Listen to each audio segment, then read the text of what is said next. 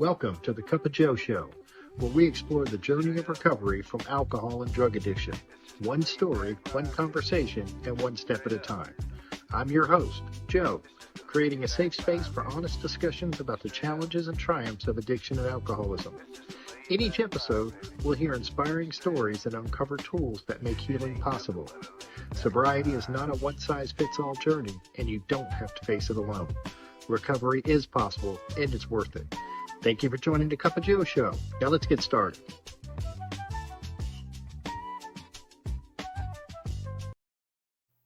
Hey, everybody. Welcome back to the Cup of Joe Show. I'm your host, of course, Joe, and I'm excited to have my friend Stephen C. here today. Stephen has been happy and sober since February 18th, 2015. He found recovery in Fort Lauderdale and a year later moved to the Chicago suburbs, where life began to unfold in some beautiful and unexpected ways. At just 20 years old, he dated the love of his life. Things didn't work out back then, but 30 years later, when he had a year of sobriety under his belt, they found their way back to each other and got married in July 2024. He's a proud father of 4 adult kids, 3 sons and 1 daughter, and a dog dad to Scout, his 1.5-year-old pup. When he's not with family, Stephen's usually flying large gas-powered RC planes or giving back through service. He currently serves as the facilities chair for Soberfest in Lake Geneva, an incredible recovery event that draws more than 2,400 attendees every November. Stephen's story is one of second chances and full circle redemption. So grab a cup of coffee, settle in, and let's get into it. How are you doing today, Stephen? Hey, Joe, I'm doing great today, man. Happy and blessed for sure. I'm super glad to be here. Thank you so much for the invite. Oh, you're welcome, man. I'm so grateful that you decided to do it. I have to preface this by telling folks that Stephen and I have met. We attend the Easy Does It Men's Retreat in Tennessee, and that's where I met Stephen. And I didn't get to go this year. I had another engagement, a family wedding, but hopefully we'll get back together in 2026. It's my hope. Yeah, anyway. Amen to that. Amen to that. I can't wait. So tell me, what was it like growing up, Stephen? I grew up in the Chicagoland area. I was born in the city of Chicago, 1972. Lived in the close suburbs to the city. Have 2 brothers, a sister. Life was kind of chaotic and kind of a mess as a kid. My mom was married several times. Unfortunately, she didn't always pick the best men in her life, and a lot of the men in my life were alcoholics. They were addicts. They were abusers. There was a lot of abuse in my family. And, there was a lot of bikers. We were kind of a biker family. There was always bikers in our house. I remember, drinking was kind of the thing that everybody around me, all the adults around me, did when I was a kid. I rarely saw any adult without either a beer or some type of alcohol. I remember, when I was really young, my dad and all, I lived in the type of family where we had about 8 adopted uncles. Everybody was Uncle Bob or Uncle Bill or Uncle Chuck or Uncle so-and-so. And, with all the drinking that we had, and there was a lot of kids, our cousins. I was really close to all my cousins, which was really awesome. But, the one thing that I remember is, during all these drinking engagements that the adults had, they would always adopt, each adult would have to adopt one of the kids for the night as their bear buddy. They would call him, "You're going to be my bear buddy." And we always wanted to be a bear buddy. And the job description of a bear buddy was to grab the empty beer from whoever you were bear buddies to and go throw it away and bring them a brand new fresh beer. And along with all that drinking, there was a lot of a lot of drama, a lot of fights, a lot of just loud. I just remember my childhood being really, really loud all the time. And I felt as time went on and I kind of got a little bit older, I really kind of cradled the quiet moments, as a child. I would try to find those quiet places to go hide.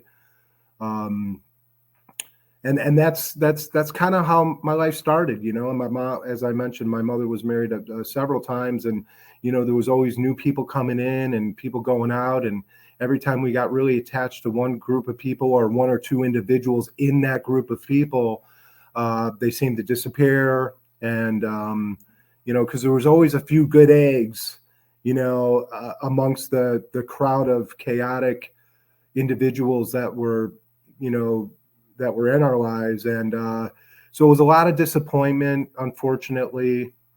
um and as I grew up, I guess what I can say is that is the very first moment I had to get out of, not necessarily the area of Chicago, but to get just out of that atmosphere. I joined the military when I was 17. I joined the Navy. I had to have my mother and my stepdad kind of sign the contract for me because at the time I was underage. And, I kind of took off and ran from there. And I did a lot of that geographical thing, the geographical change for the majority of my adult life. But that's the childhood that kind of got me there. I mean, there was a lot of beautiful stuff as a child. Again, I mentioned, we had this really tight relationship where our cousins were really like our siblings. And as we grew up, unfortunately, families kind of moved apart from each other, and that was no longer prevalent when we got into our teenage years. But that's kind of the gist of it there. Yeah. We have that in common. I was very close with my cousins growing up. We lived in kind of a, within an hour drive of each other, and as we got older, that kind of went apart. But do you remember the first time you felt the effects of alcohol? Oh Is yeah, that yeah, definitely. I remember the first and the last time. Most not much in between, but yeah, the very first time I felt the effects of alcohol, I was probably, despite the fact that there was so much alcohol in my life as a child, and I often had sips, out of those almost empty cans, but never enough to, even as a young child, to actually feel the effect that alcohol had. Once you have ingested enough of it. But the very first time I did, I do remember we were on. My stepdad and my mother took us on this vacation up in Door County, Wisconsin.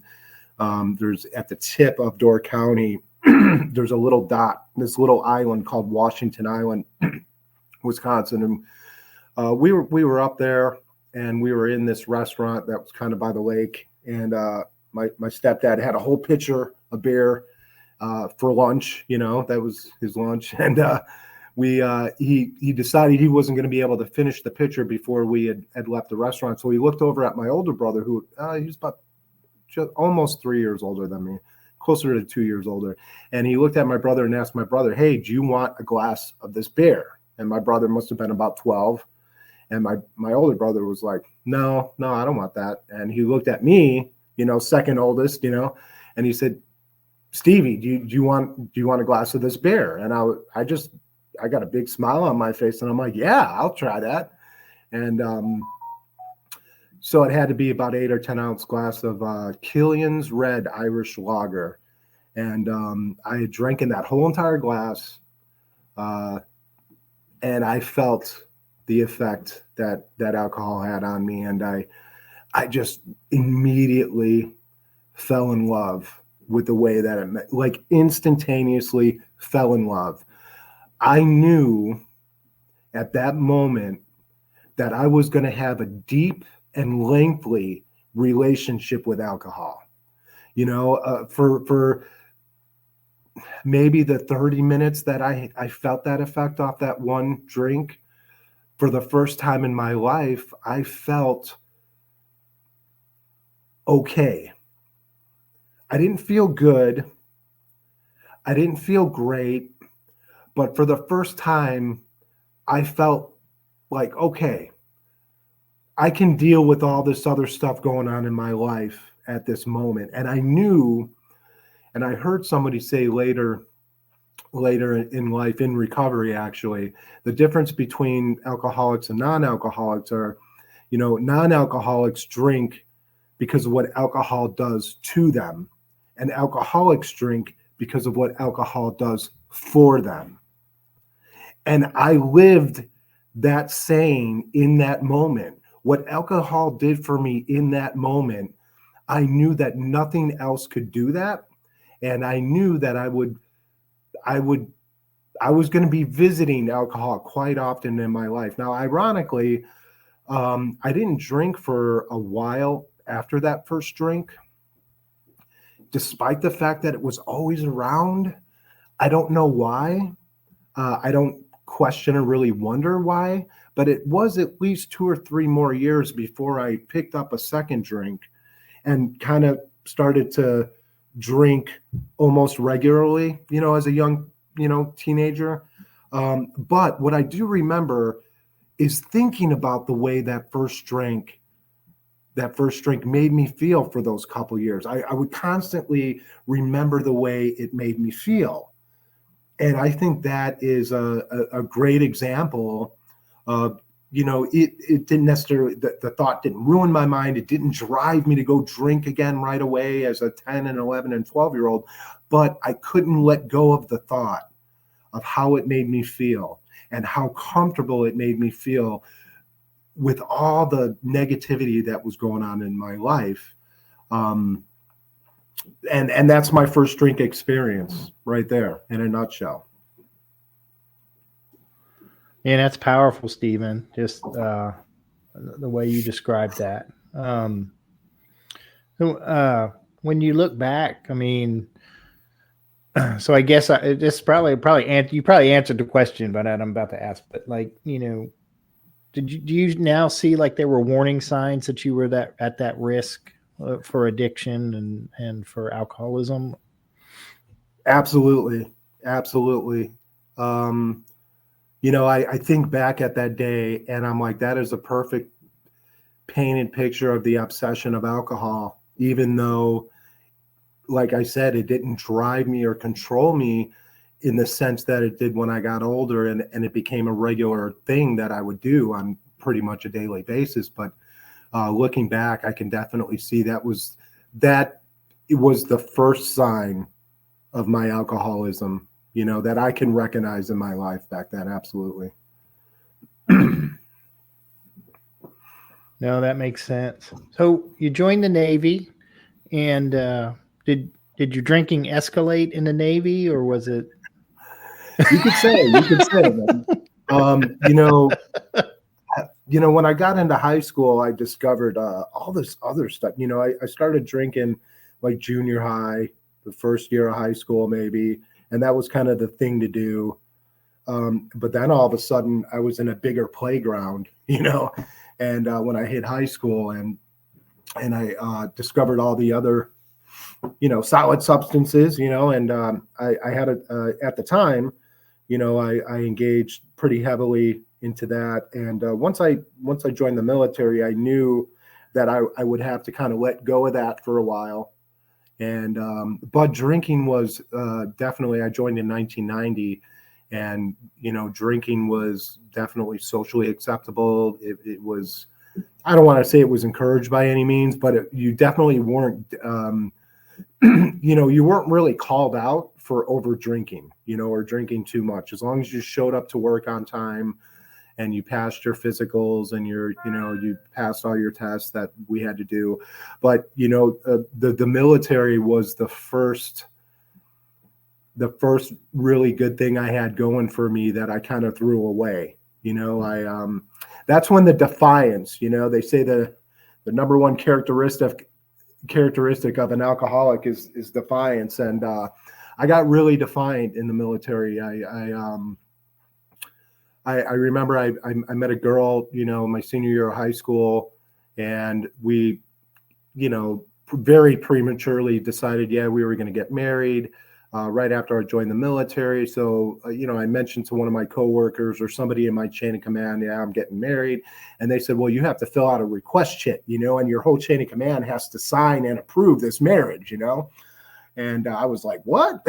I was like, oh, heck no, man. I'm not living my life like this. Nobody's going to tell me what to do. Here I am in the United States military. And I'm like, nobody's going to tell me what to do, And I just got really defiant, and I started getting in trouble. I started coming to work late. I was an aviation machinist mate. I worked on P-3 Orions, which are anti-submarine warfare aircraft. They kind of look like C-130s, but they're loaded with all kinds of radar and sonar, and they got a bomb bay, and their main task is to fly over the ocean and find submarines and destroy them, And I just remember, showing up to work late in my civilian clothes. I had a division chief who was just like, he would not take any of the defiance from me. And he called me out every time I did something wrong. And I was almost trying to get caught, I started getting in trouble. And eventually, after about 2 years of being in the military, I kind of had enough, and I was done getting in trouble, and they were kind of done, with me getting in trouble. And, they gave me a choice. They said, do you want to get out, or do you want to do this? And, looking back, I mean, absolutely just threw it away. They said, we will release you, and you won't have the worst discharge, but you won't have the best discharge, and you're not getting any benefits, and we'll let you go tomorrow. And I did have one guy that was looking out for me, a lieutenant commander that was a pilot in my squadron. And he kind of knew. He knew. He just he's like, Airman Critchfield, you got to stick it out, man. You just got to get through this. You got to stop drinking. And he showed up at my my CO mast, and he kind of spoke up for me. And while everybody else was like, yeah, he wants to go, let him go. He was the one guy who was like, I believe he can do. He's got such potential, and that was the first of many, many, many times that I heard he's got so much potential. Let's force him to stay here. But ultimately, he was outvoted, and I was at the time I was really angry for him for even taking that position. I'm like, what are you doing? I want to get out of here, And but ultimately, I wound up getting out after just a little over 2 years, and the rest of my young adult life was a lot like that. It was, I did really well, and the consequences of my drinking affected everybody around me. At the time, in my earlier days, I wasn't married, didn't have kids, but certainly everybody that I had to work around, my drinking affected them. I can see that now, through recovery. I can look back and I can think of the many times that I was in that moment where a superior or a supervisor had that talk where it was like, man, Steve, I don't want to do this. This hurts me more than it hurts you, but we got to let you go. And the sad truth is it did almost hurt them as much as it hurt me. When I look back at my life, and I look back at, the lives of many of us who found our ways into the rooms of, recovery, we're all so resourceful. We're such resourceful people. We're all go-getters. We're skilled. And a lot of us, even while we're in that active drinking part of our lives, we have this tendency to kind of shine at what we do. We have this passion, and and I had that passion. Unfortunately, I wanted to drink more than I wanted to display that passion and to chase those real dreams that I had. And so many times, I just wound up in those moments where, it was, sorry, man, but you got such, such a potential, but we can't do it. We can't do this anymore. And that became a pretty regular part of my adult life, from one job to the next, to one potential career to the next career. And I often had these lines that I would draw in the sand. And, once I get to this point, I'm going to settle down. I'm not going to drink so much. I'm not going to drug so much. And I would get to that point, to that bottom, and I would come up to that line. I would step right over it. And then I would draw a new line. I'd be like, all right, I did this. And that was real prevalent in my life. I remember, right in the middle of my drinking, this was the first day in my life where I really faced the truth about myself, where I knew that I wanted to stop, but I also knew that I couldn't stop. And I had a moment. I was living in California, in Southern California, and I was about 30, and I just had my first son. And that was another one of those segues, another one of those lines in the sand that I drew. When I have my first son, or when I have my first child, I am not going to do this anymore. I'm not going to do that anymore. And my son was 3 months old, and I wound up in a situation where I was on my way to the bar. And I truly didn't want to go to the bar. And it occurred to me that I had no other choice. I had to go to the bar. And it was like a moment of clarity. It was, for the first time in my life, literally half of my spirit was like, go to the bar. And the other half of my spirit, the other half of my actual being was like, you don't want to go to the bar anymore. And it was I remember it so vividly. It was so real, this battle that was happening inside of me. And I remember being in the car, and I was driving to the bar, and I was at a red light, and I looked up at God, and I said, God, why do I have to keep doing this? I don't want to do this anymore.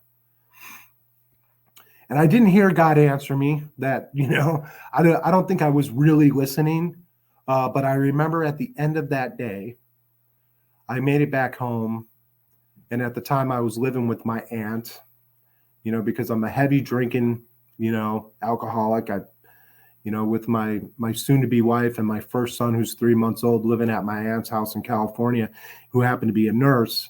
And, I got into an altercation with several people before I left that bar that day. And I didn't think too much of it, but, about an hour after I got home, my whole entire lower jaw was bloated. I looked like a caricature of Jay Leno.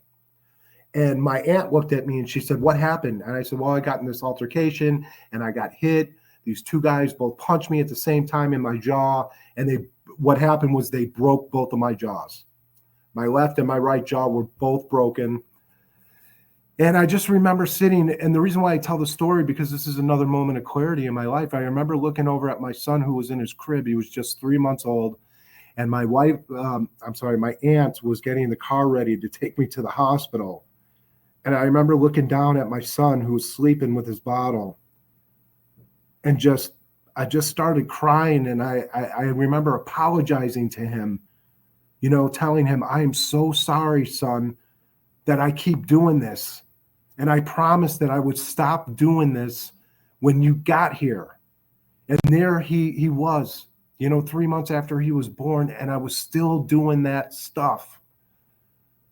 And now I'm starting to suffer. I'm starting to pay serious consequences. And now it's not just my coworkers, and it's not just my neighbors and people in traffic and my friends and my family. Now it's my children who are experiencing the consequences of my drinking.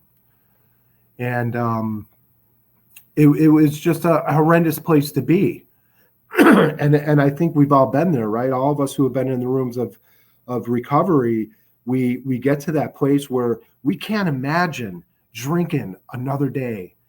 At the same time, we can't imagine not drinking anymore. And we get stuck in that place. And that's where I was,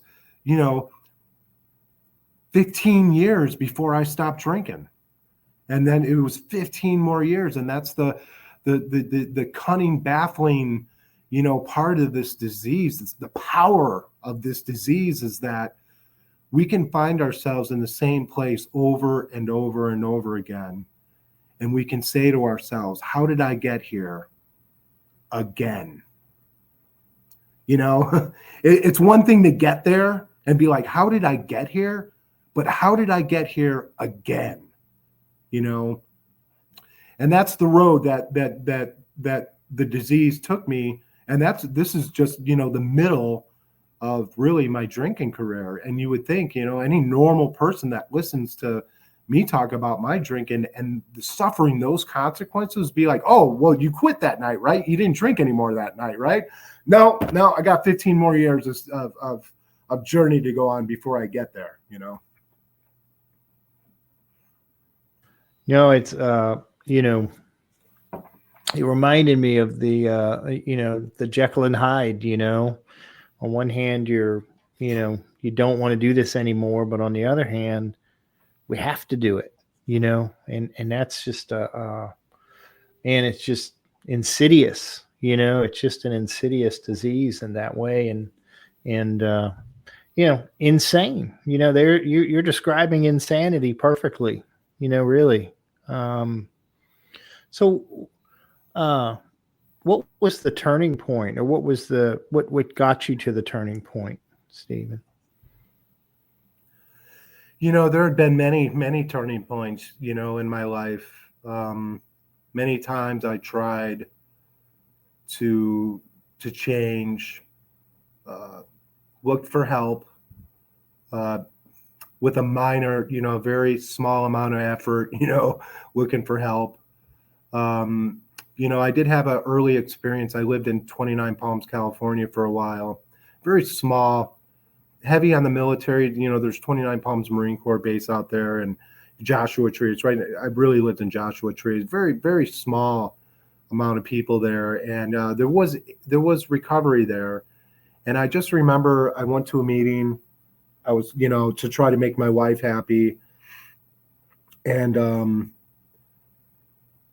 I got a sponsor. I didn't even know what a sponsor was. I just, it was this guy that opened up the door and was like, had books and papers and was telling people to read these handouts. And I was like, man, this guy's really got it together, And so I asked him to be my sponsor, and never called him, went to one or two meetings. And within a month, I saw the same guy at a dealer's house.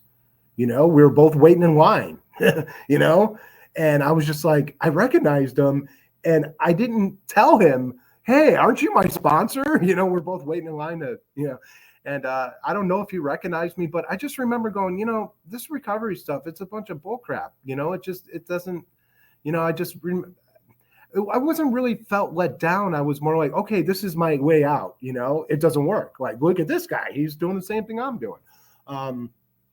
So, that was one of my first earlier kind of real attempts, but it wasn't real. It wasn't a real attempt. It was my first kind of, just trying to make my wife happy. And as soon as I found a way for it not to work, I grabbed and I jumped onto that. But ultimately, in the end, I do want to say real quick before I get into the turning point that, my real father was, we all have a story, we all have these stories that define us, and I have all these things, that happened to me, that define me as a human being, and as a human being, I was a drinker and I'm self-medicated. I sat at the end of the bar. I didn't really want to socialize too much, but I would if I had to. If that's the only way I could drink, sure. You want to go to a party? Let's go. Let's drink. I made another promise, that I made that I definitely broke was, one of the things that kind of defined me, right? One of the things that happened to me was my father committed suicide when I was 10. And I spent a lot of my life being really, really angry with my father, really, I came to the conclusion that my father was a coward, that he couldn't deal with life. And,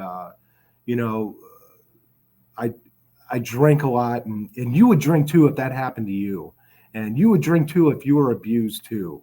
And, I had all these reasons that I needed. I had to have these reasons in order to justify sitting at the end of the bar and drinking my life away. You know, I couldn't do that and justify it if all these bad things didn't happen to me, right? And, you know, so I not only held on to all those things, but I fed them, I watered them, I expanded them. All the bad things that happened to me when I told you the story, it was a million times worse. And you would drink too if it was that bad. And I really needed that. And it wasn't until I got into the recovery where, you know, and maybe I'll talk on this a little bit later, but and the reason why I mention that is because I made a promise to myself that I would never, ever, ever leave my kids the way my father left me. That was one thing I wouldn't do. First off, I'll never leave my kids. Secondly, I will never take my own life.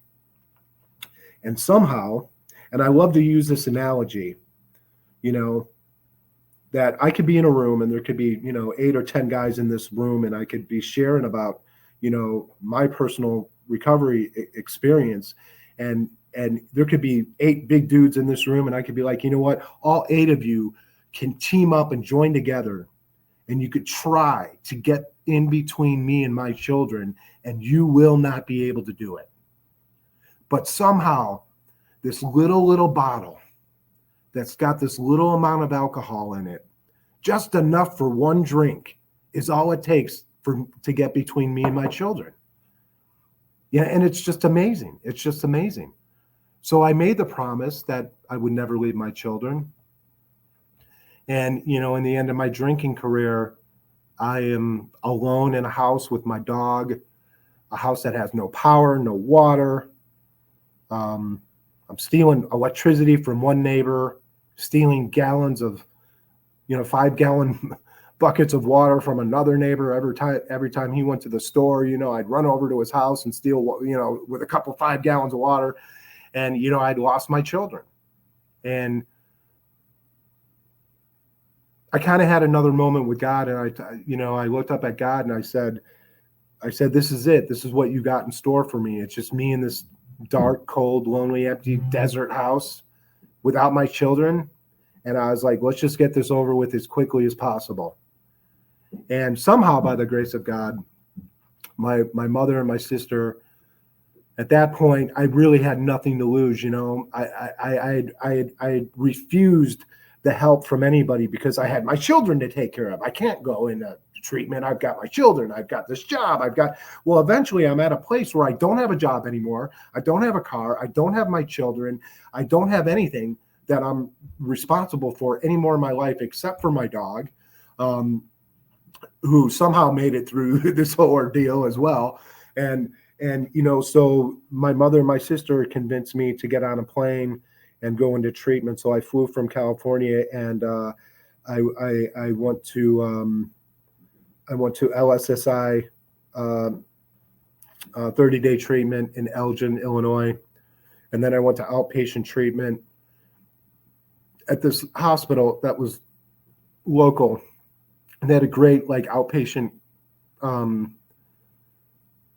program. And I just remember going to my first meeting with my sister, and, you know, I was just, you know, finally made it out of the desert for the first time in a while.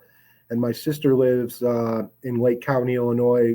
There's just lots of rivers and everything is green. And I remember going to a meeting with her, the very first meeting I ever went to, and there was 3 older guys in this meeting. That's it. And me and my sister. And I don't remember anything that these guys said in this meeting. I just remember being so happy that I wasn't focused on getting more that day. I don't need more. I don't need this. I wasn't on a mission to get drugs or alcohol again for the, 40th day in a row. And I just couldn't believe it. And, finally out of treatment, my sister brings me to my first outside meeting.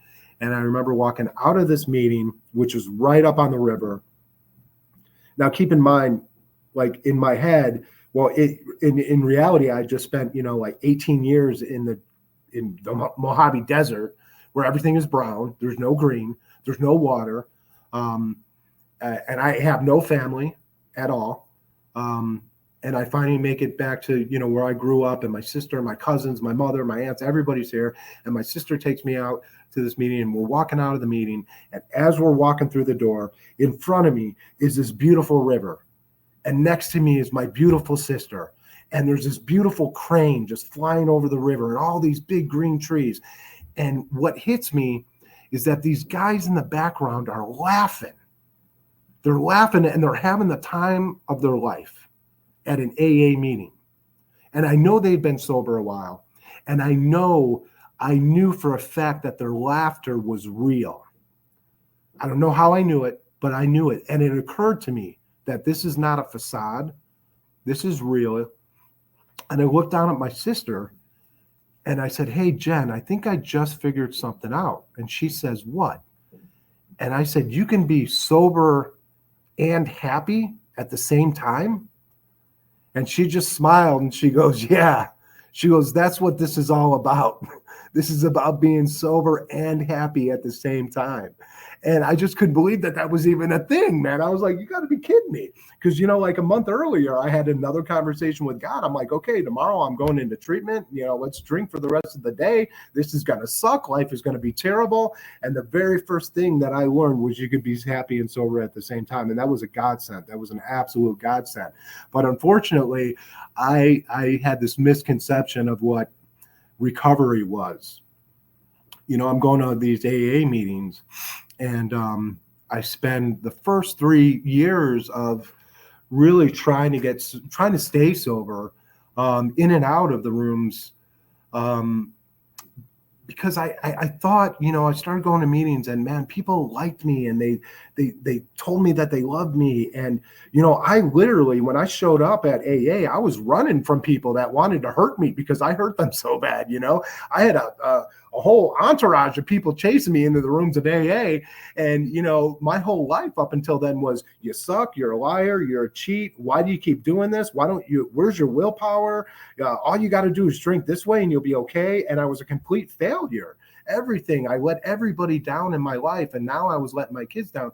And people in AA, they said they would love me until I learned to love myself, and, just keep showing up and everything's going to be okay. And I did that. And I felt so good, man. I felt phenomenal, man. AA gave me like this high that, drugs and alcohol can never give me. And I felt so good. And I was showing up every day. I was going to meetings. I was making coffee. I'm going to picnics. I'm doing all this stuff, and I'm making all these friends. And yet I'm still attracted to, the unhealthy people.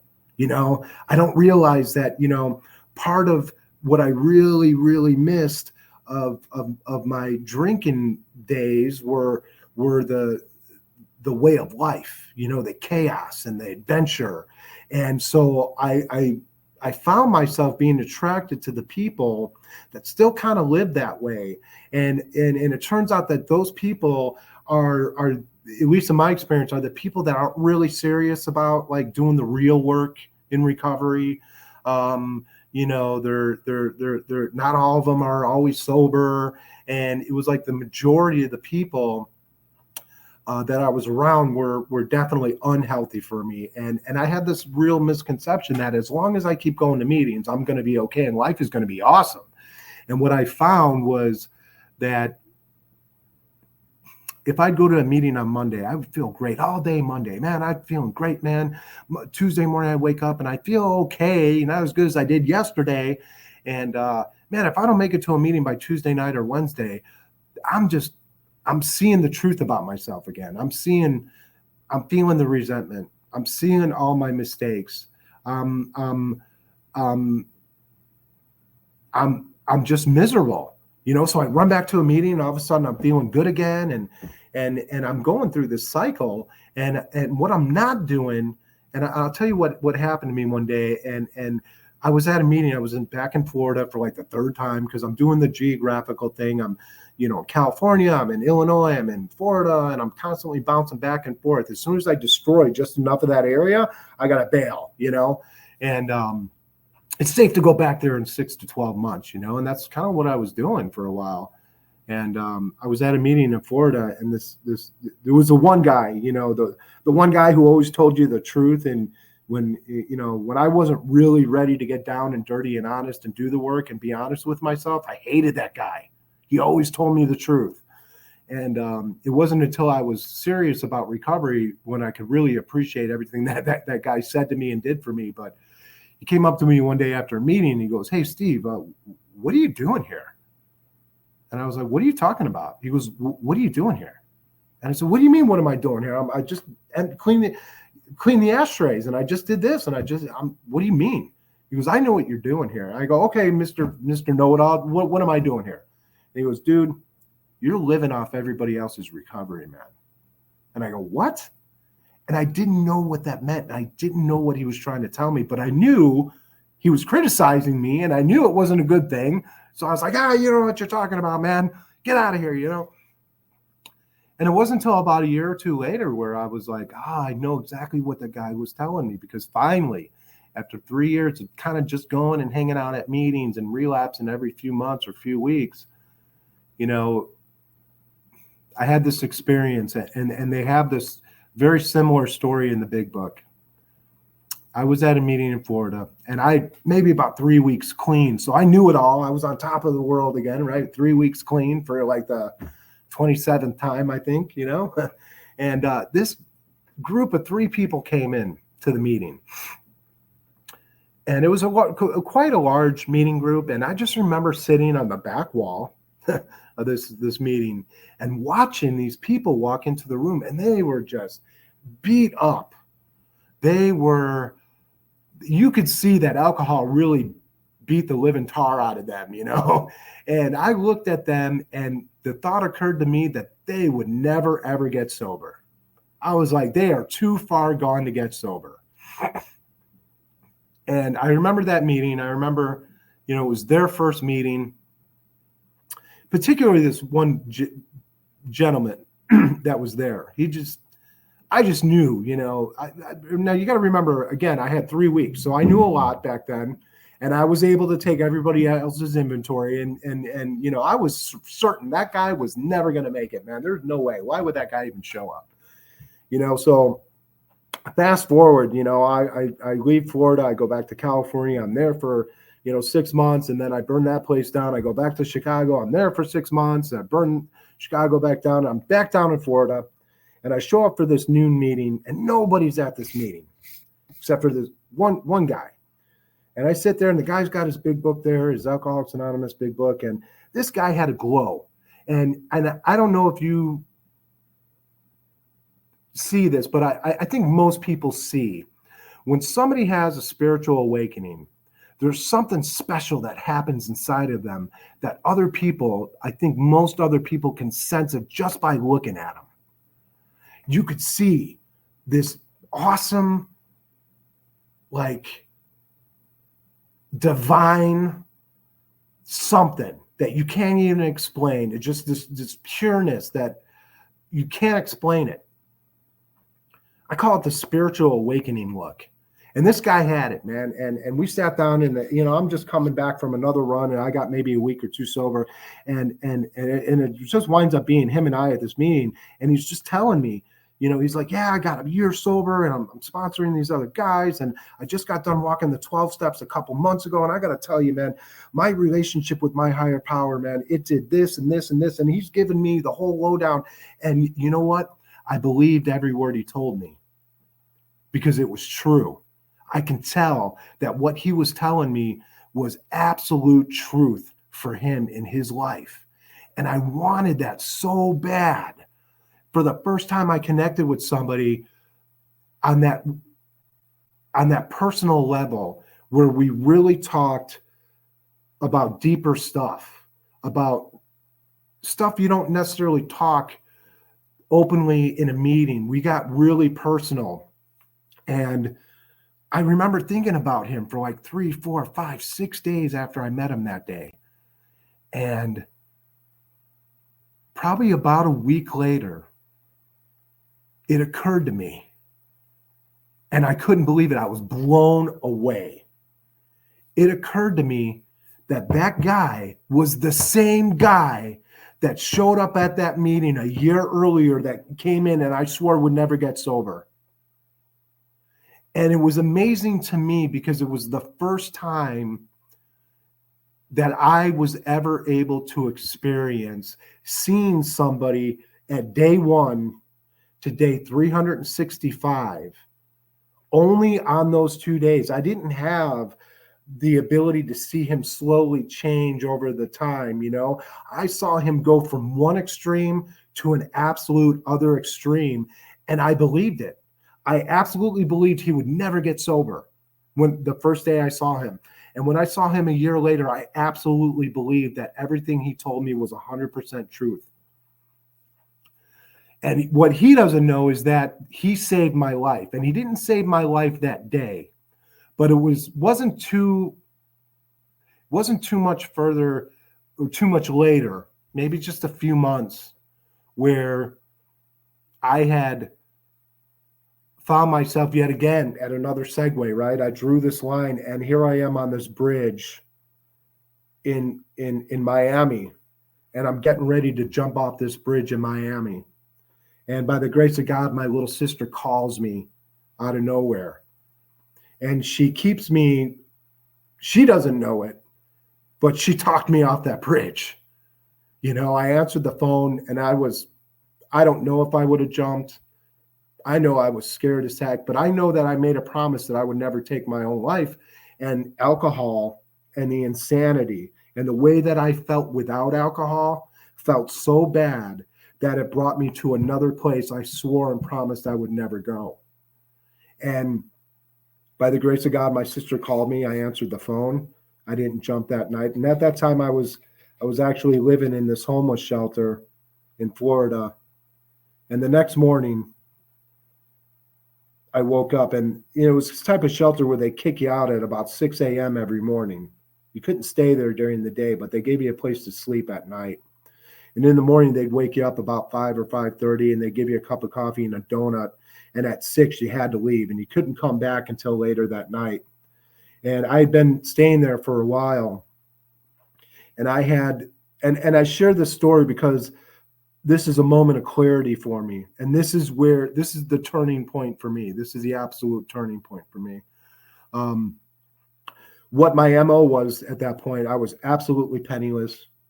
Finally, the last couple people in my family stopped sending me $20-$50 here and there. I was completely on my own, no resources, no ability to make any money or get any money. So what I would do is I would leave this homeless shelter, and when I was in sobriety a little bit prior to this, I had paid for a whole year ahead of time for the LA Fitness gym, and there happened to be an LA Fitness gym just about a mile. And I had my brother, the help that he gave me when I was homeless was he gave me this bicycle, because he was done my brother, he had given me so many chances, helped me so many times. And again, I just kept letting my family down, disappointing everybody.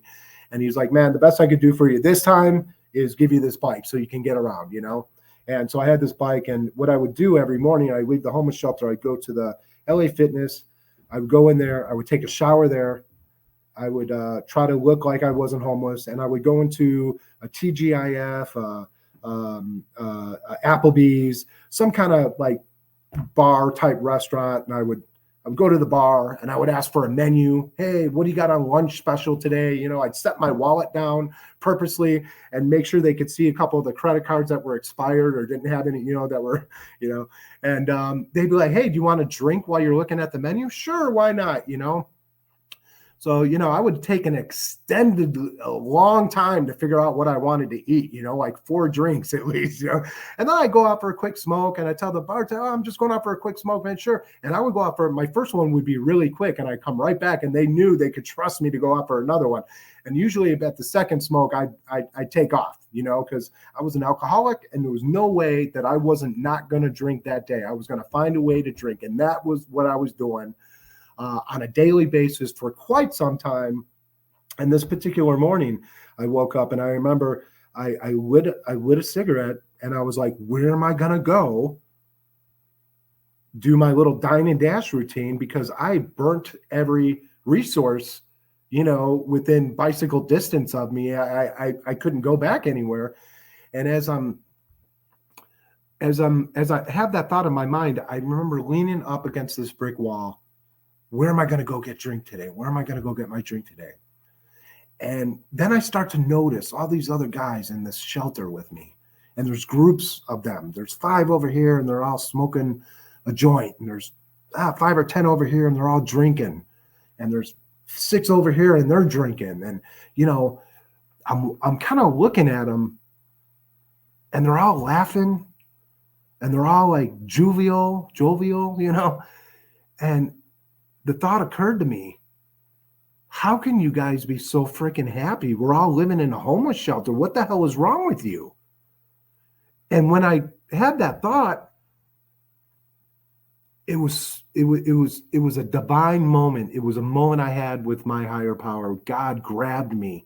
He shook me and he slapped me and he woke me up for like the first time in 3 months I was actually awake. And I said, I looked around and I said, how did I get here? Again. And that was it. How did I get here again? I left the shelter that morning. I went to a AA meeting and I shared where I was at. And 2 guys came up to me after the meeting was over. And one guy said, hey, I got this halfway house in Miami and you could show up and you don't have to have a job. You got to get a job after you get in. And another guy offered me a halfway house in Fort Lauderdale, and I had heard of it. It was called Primary Purpose. And the deciding factor for me was I had just recently got my first DUI, and I had a pretrial release officer that was in Fort Lauderdale. And I knew I would have to go check in with her once a month. And I said, well, I better take the Fort Lauderdale one because that's going to be closer to this pretrial release. And I remember showing up, and they let me in, and they had a meeting. It was a Friday when I showed up. It was February 20th or something, 2015 on a Friday. And the guy who owned it, his name was Mike F. And he was kind of like giving a little, he was just speaking at their house meeting, and there was about 60 or 70 guys in there, and they're all getting ready to break away for the weekend. Some of them were going for the whole weekend. Some of them were just going for the night or whatever. And I just remember this guy talking, and his passion for sobriety was so deep and so awesome and so cool. And he was so excited about sobriety. He started crying as he was talking about the good things that sobriety and his higher power had done for him in his life.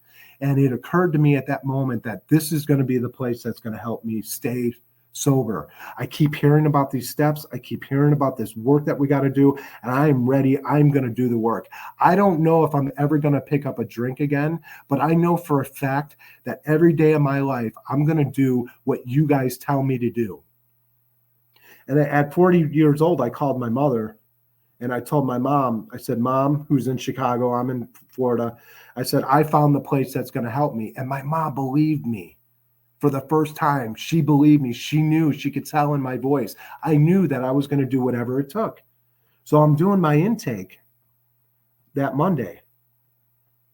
And I got to share this story because it was life-changing for me. It was life-changing. The whole way I thought about myself and my issues with drugs and alcohol, I always thought it was always all 100% my fault. I always had a choice. Even though I had that moment with God earlier in my life where I was like, why don't I have a choice in the matter anymore? I always felt like something deeply wrong with me. And I'm doing my intake, and Mike F., he asked me, he goes, let me ask you a question. He goes, you ever do anything like really crazy for your drugs or alcohol? And I said, yeah. And he goes, what's the first thing that comes to your mind? And I said, well, the very first thing that comes to my mind, and some people might not think this is really bad, but to me as a father, it was one of the worst things I ever did. I said one night at about midnight, I woke up my daughter. She was about 3. And I told her I was taking her to the park. And even my daughter knew that was strange at 3 years old. You're taking me to the park? I said, yeah, let's go. I put her on my back, and I walked almost 2 miles with my daughter on my back.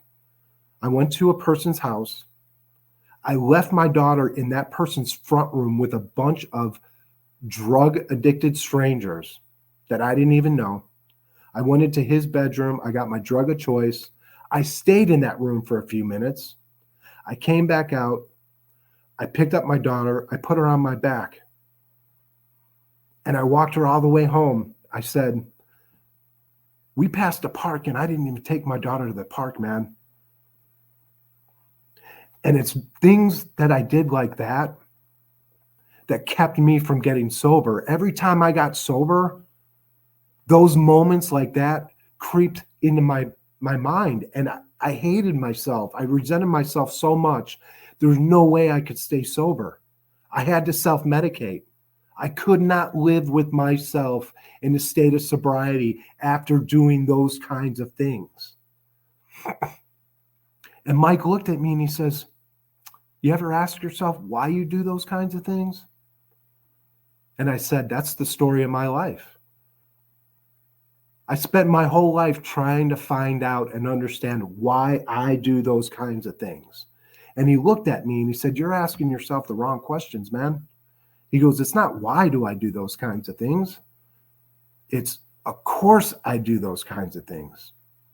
I'm an alcoholic. He pointed at himself and said, I'm an alcoholic. Guess what? I do those kinds of things. You see that guy out there? He does those kinds of things. See all those people over there? They're all alcoholics, man. They all do those kinds of things. We all do those kinds of, that's what alcoholics and drug addicts do, man. He goes, you're nothing special. You're nothing unique. You're just an alcoholic, just like me. And what I would recommend to you is you go out and you find everything out. Find out everything you can about the disease of alcoholism. Because if you're going to fight this thing, you got to learn everything about it. And that changed my life, man. For the first time in my life, I knew for a fact, I didn't question anymore if I was alone or not in this whole alcohol addict thing. I always felt like I was alone. I was the only one that did those bad kind of things. And he showed me that I wasn't alone and that if he could do it, I could do it. So I spent the next 10 months living there. I studied the big book. I studied the steps. I worked the steps. I got sponsees and my life changed. My life changed. And even though I wasn't there in person with my kids, I had a better relationship with my children than I ever did. And that has carried on into my relationship with them today. And the relationship that I have with, with everybody. And you had mentioned, earlier in the podcast when you were doing, the bio introduction or whatever about the love of my life. I dated the love of my life. I was 19 years old. She was a few years younger than me. And, that was at the very beginning of my drinking career. And absolutely in love with her. And, she decided that she could do a lot better than me after a couple of years. And she was right.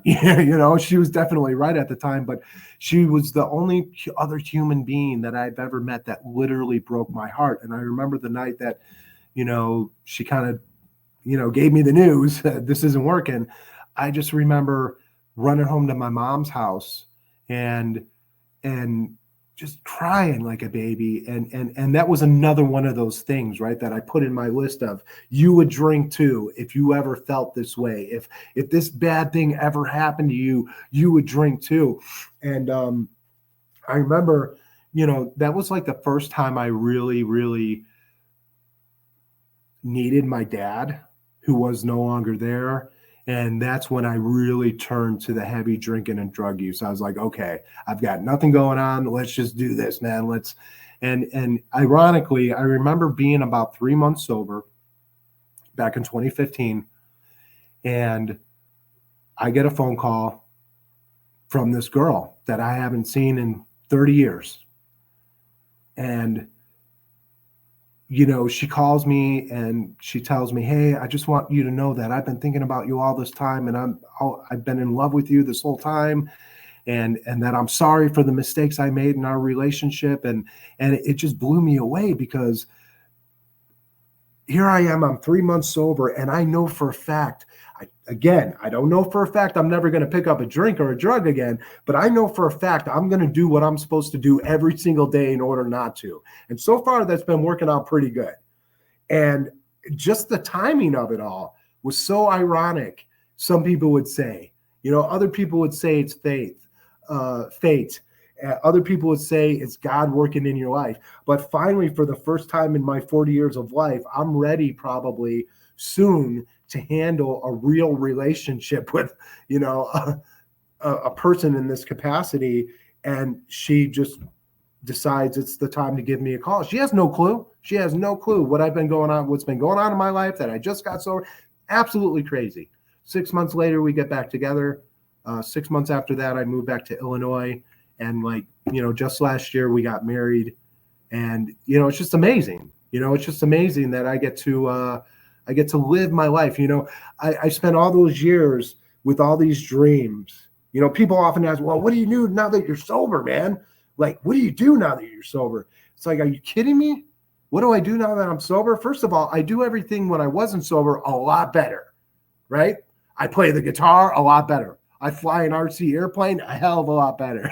I drive my car so much better since I got sober. I can't tell you, man. I haven't gotten a ticket or crashed in 10, 11 years already, man. I mean, I do all the same stuff that I did, but so much better. But even more than that, what I get to do is I get to do all the things that I said I would do that I never did. All those things that I sat at the bar, I sat around with a beer or a bottle in my hand or a pipe in my hand, all those things. I'm going to do this one. I'm going to do this one day. Yeah, I'm going to do all those things that I talked about doing that I never did. Those are the things that I'm doing in my life today. And it's an absolute, it's amazing, man. It's amazing to be I'd say one of the biggest gifts I get out of recovery is the ability to, first of all, as I go through the steps, I get to forgive all the other people that hurt me. And I get to forgive myself. And I get to figure all this stuff out. And if I can't figure it out, I'm okay with it. I'm okay with not figuring it all out. And the other really big gift I get now that I've been, around for a little while, I get to see others go through that growing process. And that is honestly probably the biggest gift I have. I get to see guys come in on their first day and they complain about everything going on there. And it's this person's fault and that person's fault. And I'm like, wow, man, that guy is just like me when I got here. And then all of a sudden, before you know it, this guy is happy, joyous, and free. And this guy is living the dream. He's living the life. And it's like, wow, there was a moment in my sobriety when that hope in the second step, there's this hope. Everybody always shares their experience, strength, and hope. And there was a moment in my sobriety where hope converted into fact for me. It was like up until I had this change, up until I did the work and I got the results of the work and had this spiritual awakening, I was hopeful that I would. I saw it in other people. And I was hopeful. And then all of a sudden, I was like, it's nothing that we got to hope for. It's something that's going to happen. We just have to do all this work. All the work that I avoided the first few years of trying to get sober, it was a simple matter of, somebody once told me, it was actually Mike F. He used to go around saying, hey, Alcoholics Anonymous, it isn't for people who want it. It isn't even for people who need it. It's just for people who do it. And that was his point. He was like, if you do it, you will get it. Just do it, and then you'll get it. And I found in my experience, that is the truth. I never got it until after I did it. And once I did it, I definitely got it. And, like any good alcoholic, when you do something that makes you feel just so amazing, you want to do more of it. And you get into service work. And I like to think of my recovery as like a wheel with so many spokes in it. There's so many spokes that are necessary. And meetings are one of them. I have to continually go to meetings. I have to put myself around other guys who not only are happy with sobriety, but they think sobriety is awesome. And that rubs onto me. I'm like, man, if I hang out with guys that are happy and know that sobriety is the coolest thing in the world, guess what? I'm going to be happy. And I know for a fact that sobriety is the coolest thing in the world. It's because of the guys I hang out with. Meetings are strange. I mentioned earlier, when I first came in, I was I was attracted to all the guys that were really unhealthy for me. And now I like to say I take everybody's inventory because I want to stick with the winners. I want to stick with the guys that are serious. And I got to take their inventory and see, are they really serious? I got to watch what they're doing and not necessarily listen to what they're saying, but I got to watch what they're doing. And I stick with those guys. And as long as I stick with those guys, it's going to work for me. And that's why meetings are so important. That's why the fellowship is so important. The service work is also very important, as most people will agree. The sponsorship lineage that we all get into is highly important. The prayer is highly important. The meditation is highly important. Reading the book is highly important. There's no spoke in my wheel of sobriety that is stronger or more important probably than any other spoke. They're all so vital. When I first got sober in 2015, I would hear people say meeting makers make it. And I was so against that statement because that didn't work for me. My perspective of that AA slogan was, I took a stance. I'm like, screw that, meeting makers make it. That's a bunch of bull, blah, blah, blah, blah, blah. But what I didn't realize was I kept coming back. I kept crawling back. And you guys still love me and you picked me up when I came through the door every single time. And had I not kept going back to meetings, I would have never made it. So there's an absolute truth. It's funny because it's the slogan I hate the most and the one I love the most. It's like, because you can look at it two different ways. You can look at it like, just go to meetings and you'll be okay. Well, that's not what it says. It says meeting makers make it. It doesn't say just going to meetings is going to be okay. And that's what I had to learn through my own experience.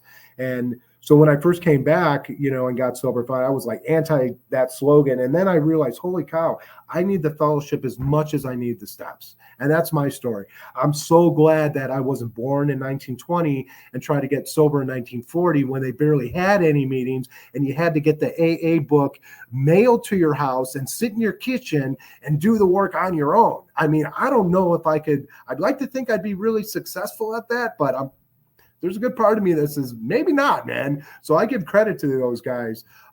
So yeah, I mean, it's the spokes of my sobriety there's so many of them, and they're all just as vital as all the other ones. And I'm super stoked, man. I announce myself. I'm a happy and recovered alcoholic named Steven. And the reason why I do that is because, first off, I want the newcomer to know that you can be happy and sober, because that was the first ultimate huge thing. Because I thought I was surrendering happiness when I got sober. And when I learned that so quickly, I was like, wow, that's awesome. I got to share that, man. So I'm a happy and recovered alcoholic. The big book tells me I can recover from this disease, and we could all debate about that term, I got to wake up every morning and admit I'm an alcoholic and accept my alcoholism, and I go to work every single day. But I'll end with this. The funniest thing is, the easiest thing for me in recovery today is staying sober. That's the easiest thing I do in my life today. And I think it should be that way eventually. I would like to think it should be that way for just about anybody, right? I remember hearing a lady who had 30-something years. She was speaking in front of a large group of people, and she was ranting about, she was like, I got 32 years of sobriety, and let me tell you, it doesn't get any easier after 3 decades. And I'm like, wow, that's not my experience. And I so wanted a chance to get up there and share my experience, but I never got that chance. But I sure as heck talked to plenty of people after the meeting.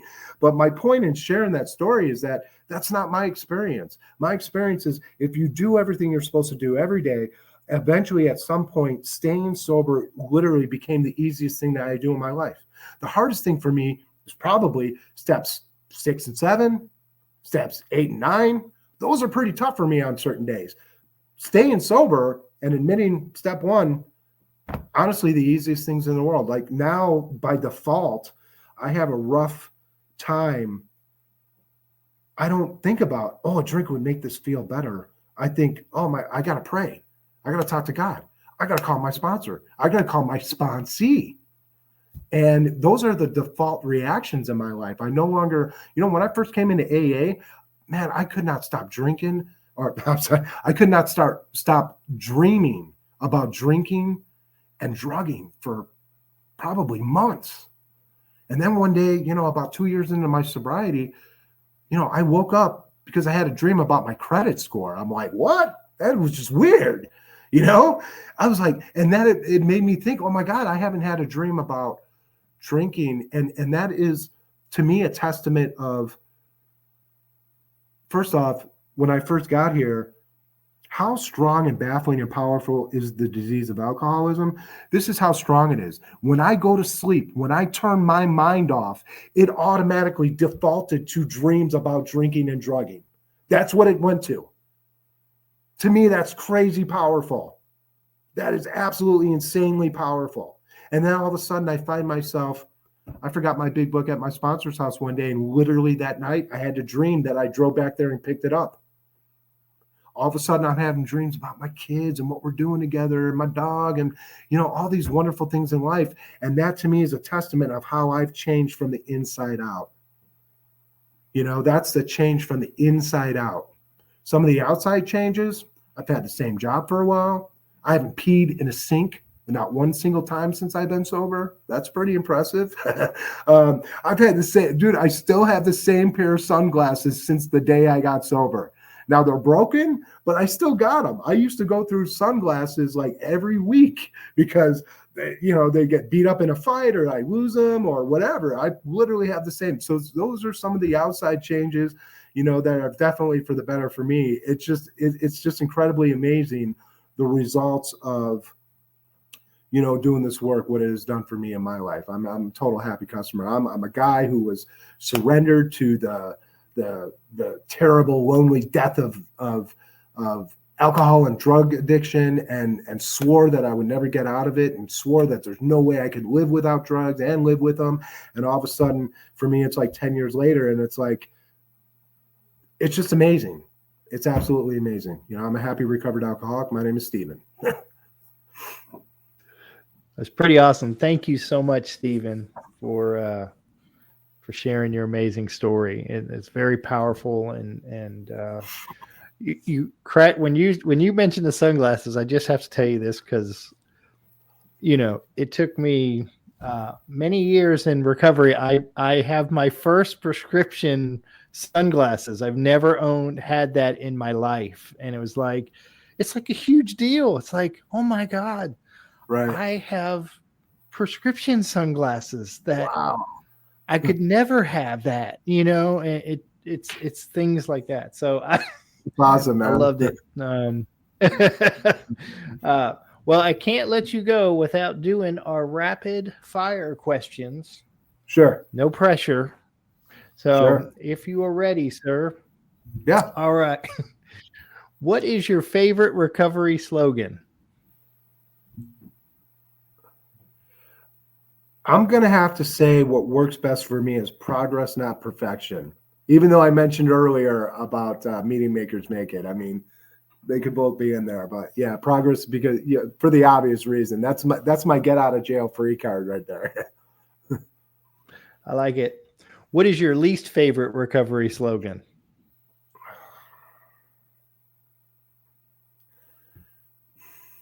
That is a tough one. I don't know why, but the one day at a time always just rubbed me kind of the wrong way, even though it's factual, right? Just get through today, it's just the way that it was said to me or something would always just rub me the wrong way. And I just, yeah. Fair enough. What do you think is your sobriety superpower?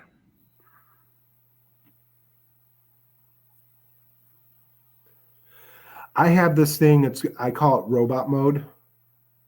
And I don't know where I get it from, but I've never had it in my life. And I was trying to explain it to my aunt one day. she's like, well, how do you do all this and this and that? And I said, well, there's some days where I'm not feeling it. I don't want to go to a meeting. I don't want to call my sponsor, but I just do it anyway. And it's almost like I'm not consciously doing it. I know I got to do it. So I just do it.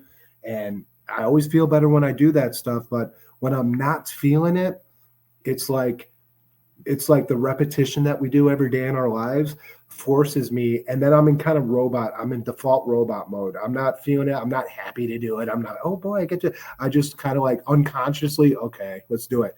I would say that's probably it. Cause it's definitely kept me doing things that I'm supposed to do when I didn't want to do them,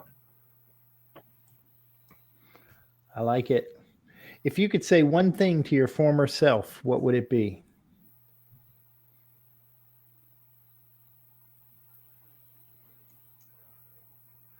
I would probably try to get myself to a meeting, try to get myself in those doors.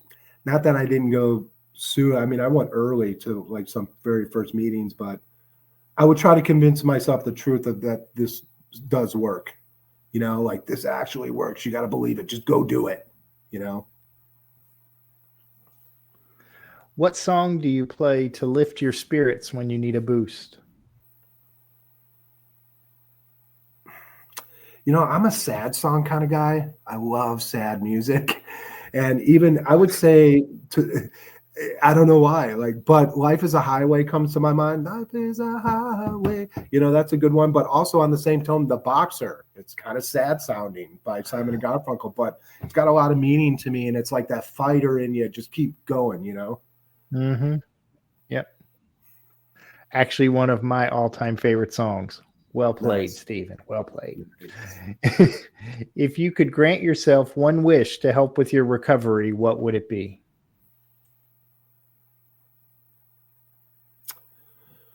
Probably like to have no interruptions on my daily like consistency and meditation. Yeah, that's where I often fall short is getting on that meditation. And if I could just have that wish of being able to do it every day when I'm supposed to, it would pay off, I know. What step do you love the most? Love them all, but I'm going to say the 12 step. And can I share why? Yeah. There was a moment, and I'll make this real short, but this is oftentimes I don't understand things in AA until I actually live them and experience them. And so many of the steps were like this, but the 12 step, having had a spiritual awakening as the result of these steps, the sponsorship part, helping, in working with others, there is, which is all about the 12 step. It talks about intensive work with other alcoholics, right? I'm just going to paraphrase it. It's something like nothing will so much ensure us immunity from the next drink than intensive work with other alcoholics. There was a moment when I was about 6 or 7 years sober that was so devastating, so truly devastating. It was so painful that this was one of the very few times where my default instinctive reaction and feeling was to go drink because it would make me feel better. And that in itself was very bizarre and puzzling to me. So I called my sponsor, I prayed, and I'll keep it really short. I spent the whole day calling my sponsor and praying, and I could not let go of the pain and this desire to go drink. And I had a meeting with my sponsee that night. And I called my sponsor. I said, listen, man, there's no way. I'm not in no condition to work with my sponsee. I prayed. It's not working. I've talked to you. It's not working. I feel terrible. I'm not doing it. He says, the hell you're not. You're going to meet up with your sponsee and go work with your sponsee. 10 minutes after I started working with my sponsee, I felt 100% better. And that was a moment, and I almost hate to admit this. Prayer was not working for me. It wasn't working for me that day in that moment. And the big book, it says, nothing will so much ensure us immunity from the next drink than intensive work with other alcoholics. It took it away within 10 minutes. It was amazing. It was so amazing. I couldn't believe it. Not that prayer doesn't mostly work for me. It was just weird how that worked, and it just how the big book says it. So I would have to say, I mean, that literally could have saved my life that day. And there was other moments where my sponsees saved me. And so I'm going to say the 12-step. Great story. What step do you love the least?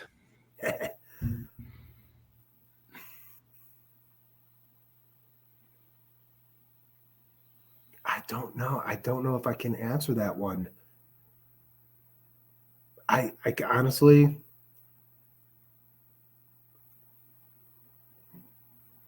I would have to say 11 because it haunts me because I'm not always on top of my meditation.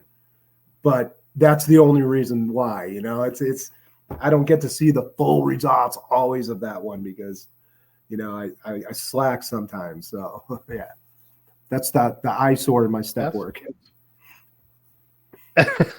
Very fair. What is one of your favorite movies?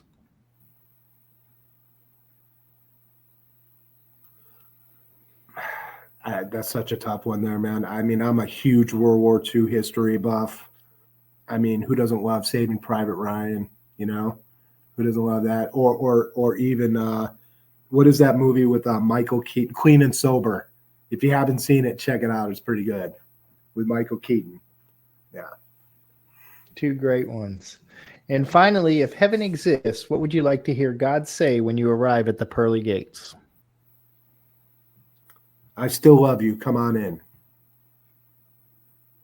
Pretty awesome. Yeah. And thank you so much, Stephen, for sharing your experience, strength, and hope. It's been an honor, sir. Thank you very much, Joe. Thank you so much for your service work, man.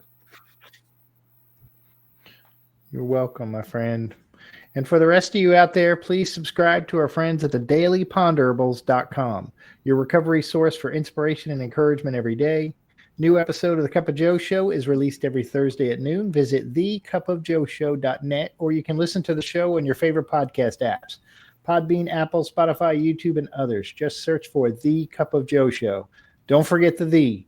Please like, follow, subscribe, and share because someone out there needs to hear this today. Have a good day, everybody. It's just a laid-back vibe, baby. We hope you enjoyed today's Experience, Strength, and Hope. We are so grateful you decided to join us. Please share this episode with someone who might need it. Also, don't forget to like and subscribe. Remember, no matter where you are in your recovery journey, you are not alone. Reach up and reach out to someone. Please do not suffer in silence. Until next time, let's take it 1 minute, 1 hour, and 1 day at a time. Thanks for listening to The Cup of Joe Show.